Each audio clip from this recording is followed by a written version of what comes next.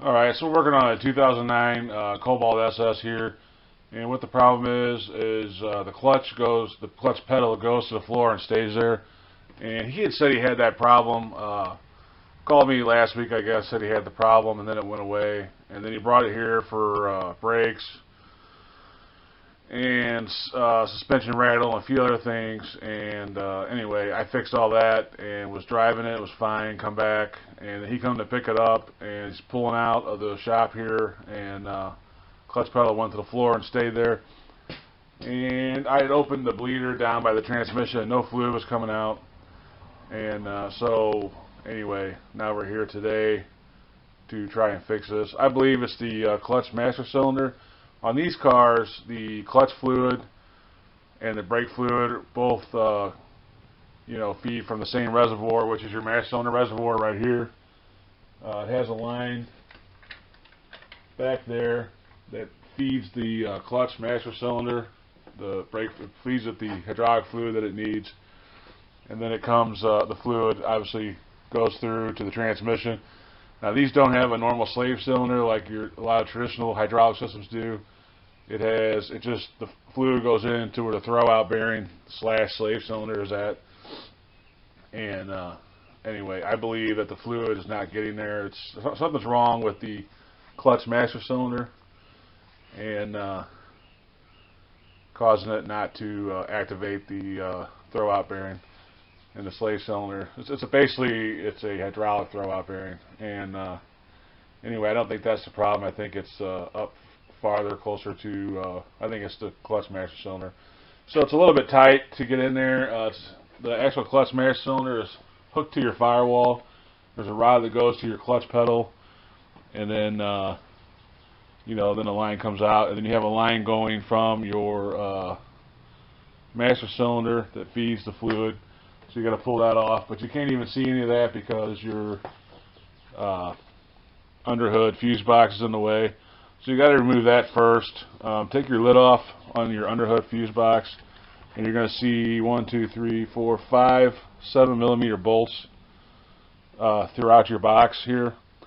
Go ahead and take all those loose, and once you get all those loose and kind of pull it up, those 5mm bolts go through the connectors on the bottom, and that's what holds your connectors to your fuse box. So once you get all those loose and out, you can pull that out, and then you have a bracket, not really a bracket, but a kind of a plastic cradle that holds everything in there. And just go ahead and pull that out. And once you get that out, you're pretty much, you have to pull your PCM kind of out of the way, and you're just going to have to kind of pull all this stuff off to the side as best you can to get down in there. And once you get down in there, it's not too bad to get to, but anyway, I'll take you a little bit closer here and show you where it's at. So this is your clutch master cylinder, kind of hidden down in this little hole right here. It's right here. So the first thing I'm going to do, I don't know if I'll get you in there or not, just because it's so tight, is I'm going to go under the hood, or under the dashboard and disconnect. There's a little white clip you got to push in on both sides and disconnect the rod that goes into your clutch pedal, and in that way we can fish it out. We'll have to take off that line. I'm going to get a blocker and close off that line so we don't lose a whole bunch of brake fluid. We don't want the master cylinder going low and losing all of its fluid. So I'm going to block that off, and then we'll go about taking it out. You have to turn the master cylinder a quarter turn clockwise to release it from the firewall, and that's how it comes out. So I don't know, I might try to get you in there and kind of show you where it's at, but it's pretty self-explanatory, and I'm not going to be able to show you how to take it off, or show me taking it off, just because it's so tight under there. This whole job is pretty tight, so I probably won't be able to show you a whole lot of what I'm doing while I'm doing it. So I think I'm just going to do the job and then explain to you how I did what I did and what needs to be done to remove it, instead of getting you in there, because it's just so tight in there. There's just no way that I get the camera in there and show you what I'm doing. So I'm just going to go step by step on what I do on these, and hopefully that'll help you enough to get your own fixed. So anyway, I'm going to go get the new one and kind of show you that real quick and the clip I'm talking about, and then we'll... Alright, so here's the new one right here, and this is the feed line from your master cylinder that clicks in, and then this is the line that goes from your master cylinder down to the transmission, and then this is the clip right here. It would sit like this. It would be like this when it's under the dash, and all you're doing on this is just pushing, compressing those, and then it should come out. And once that's out, you're pretty much done under the dash. And then it's just a matter of turning this, like I said, 1/4 turn clockwise, and then it'll release it. So what we're going to go for under the dash first is this clip, this white clip, and I'm going to just compress these two ends and pull this out from the clutch pedal, and then I should be done under there, and then we'll come back outside the car and do what we have to do out here. So this is pretty much what it looks like, just a regular master cylinder, and this, this is where the fluid comes from the reservoir. That's how it gets its fluid, and then it sends the fluid that way, the pressure that way towards the transmission. So anyway, I'm gonna get in there and might try to get you under there. Like I said, I'm not sure if I can or not, and then I'm gonna hook that real quick, and then we'll come back out here and go through the steps of... Alright, so this is just a little side note. This is one of those situations where I use those Harbor Freight floor mats, because I'm going to be bending over. I got to put my knees right there and bend over inside the car to get to that clip.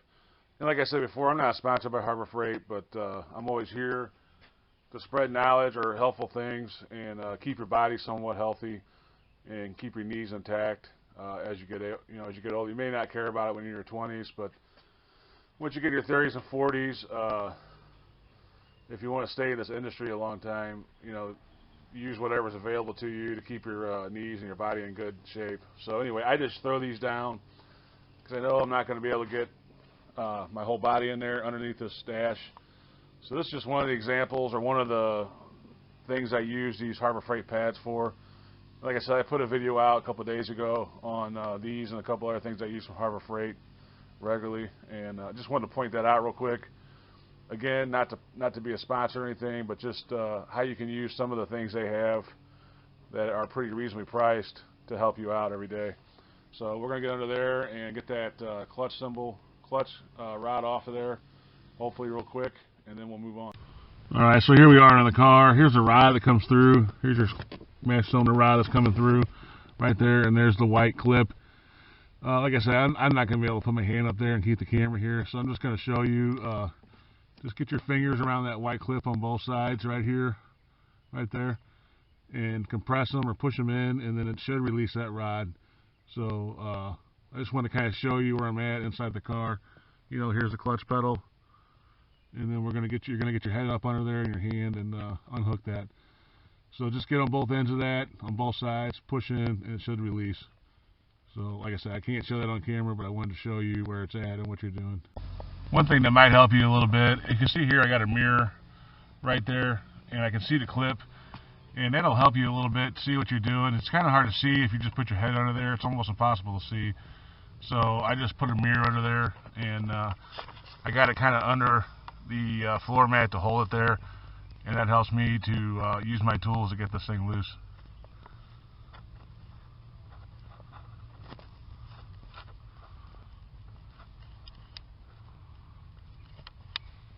Alright, so it might be a little bit more shaky now. I'm off the tripod, but right here I have a blocker. I use these for brake lines and hoses and stuff. These are old Napa ones, I think. I've had these about 20 years, but you can get something similar to this at Harbor Freight. They sell a kit that works just as good. And the reason I do this, I'm blocking this off so I don't lose all my fluid out of the master cylinder here. You don't want to lose all your fluid and then have problems with your brakes and your clutch. So we blocked this off. The fluid can't escape out of here, and went ahead and took this cable off the master cylinder. Not cable, but the hose. Now there is a connector. This hose comes off with a connector, and you push in on the two green tabs. I can't get my fingers in there. My fingers are too big for that. I think some people can take them off without taking this hose off, but not me. So anyway, I'll get it the rest of the way off, and then I'll show you how it comes off. the part that I'm talking about. So next thing is you pull out a clip down here, and then you pull this line off. So I'm going to do that. Alright, so here's the line that goes down to the transmission. You see here this clip has popped up. When that's locked in, that's normally down. Just get a pick or a small screwdriver and pop this up until it stops. You don't want to take it all the way out. I mean, if you did take it all the way out, it wouldn't be that big of a deal. But just pull it up until it stops, and then this will pull right out. And this is the line that goes down to your throw-out bearing, your slave cylinder. So you just move that off to the side. And now, this is where you can see the master cylinder there, hopefully. Everything's off of it. So this is where you would turn it clockwise, a quarter turn, and then it should release from the firewall. And then you're probably going to have to go back under the car and compress that clip and kind of get it through the firewall. Normally that clip will get hung up on the firewall when you pull these out, and it's just better just to go in the car and kind of guide it out from the inside to get that clip through the firewall. So I'm going to go ahead and do that, and then we'll pull that out. Alright, so here's the old one out, and like I said, you got to turn it a quarter turn to release it. You'll feel it get kind of loose, and then you pull it out. It may take a little bit of persuasion. On this one I had to go inside and take a big screwdriver and kind of persuade it a little bit to come out. Now here's that line I took off with the hose clamp, and you can see here there's two green tabs on each side, and you should be able to just pull those in, and that should release it. I say that. Normally it's pretty easy to release these. Huh.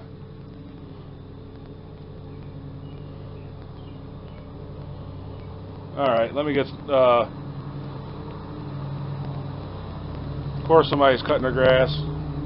Every time I turn the camera on lately, someone's making noise outside. So let me get a pair of pliers and I'll release this. Usually you can put your fingers and release it. This car is trying to fight me on every little thing, so I'll go get that real quick and then we'll... Alright, so I just got a pair of hose pliers, just kind of got in there a little bit farther and press it in and release off. Shouldn't take that much effort. Usually you can do it by hand, but like I said, this car has been wanting to fight me all day today, so that is what it is on this one. So now we're ready to put the new one in. One thing I will say when you put this new one in is once you get it in there and get it kind of locked in, go ahead and lock this in first. It makes it easier for everything to go in. In my experience, maybe somebody has a different experience, but I have found if I put this through the firewall and kind of turn it and put this in first before I get too far with anything else, everything else just kind of makes it easier. It lines up a little bit easier. So I'm going to obviously snap this back in where it belongs, right here. I'll take the plug out and we'll snap that back in. Of course, you take this out. This just keeps dirt and stuff out of it, and make sure you pull those off. And then I'll set this back in and kind of guide it in, straighten this out, and pop this in, and then we'll be good to go. So anyway, that's my next step. Is I'm going to feed this through the firewall, get this clip started and popped in, and then we'll turn it and start hooking the two lines back up, and then we'll bleed it out. We should be good to go. Alright, once you get your line back hooked back up from your master cylinder, you should see some fluid starting to leak out of the new clutch master cylinder. That's a good sign. That means it's getting fluid, which we would assume that. So obviously I took my blocker off of that line, so it's no longer blocked, and we got pretty good free flow coming out there. So now all we're going to do is just snap that line back in that goes from the transmission, and then we'll bleed it out. So you snap it in and press that, you just snap it in and press this down, and that locks it in, and then we'll go ahead and bleed it out after we put all the fuse box on. Alright, so I did lie to you a little bit. I said I was going to put the fuse box in and then bleed it, but before I did that, I realized that it'd be much easier to bleed it without the fuse box in. So here's where it goes. The line goes into the transmission, and here's your bleeder valve right here. If your fuse box is out and the bracket and everything, it's real easy to get to. So this is where you're going to bleed it at. Now the way I bleed it is I use the power bleeder, and I just put the hose over it, suck it down, and just watch the master cylinder and make sure it stays full. literally that guy was not using, I hope that noise in the background is not too bad. It seems like every single time I turn the camera on, there's some kind of shenanigans going on, so I'm sorry about that. But anyway, the easiest way to bleed stuff like this is with a power bleeder, and get those pretty reasonable at Harbor Freight. But anyway, I know it sounds like I'm a sponsor for them, but I'm not. So you just hook your hose to it and power it with air, suck it down, and keep an eye on that and keep it filled up. I've already done it twice, and I got a super good pedal inside. It's not staying on the floor anymore. It bounces right back. It's very firm. So we're good to go on this one. I might bleed it one more time just for fun and make sure there's nothing left, no air is left in the system, but I'm pretty sure it's good. It's got a very good pedal right now.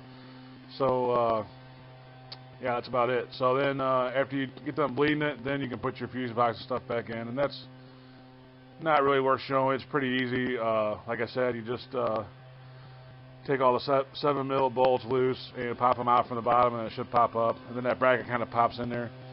So I'm going to go ahead and put this back together and get on the road. Today's Friday, and I've only got this car today. Kind of schedule it that way. I've been kind of burning myself out lately, so I'm going to take an early Friday off and relax. And anyway, I guess end this one. Hopefully it helps somebody. Hope we see you on the next one. As always, have a good day, and God bless.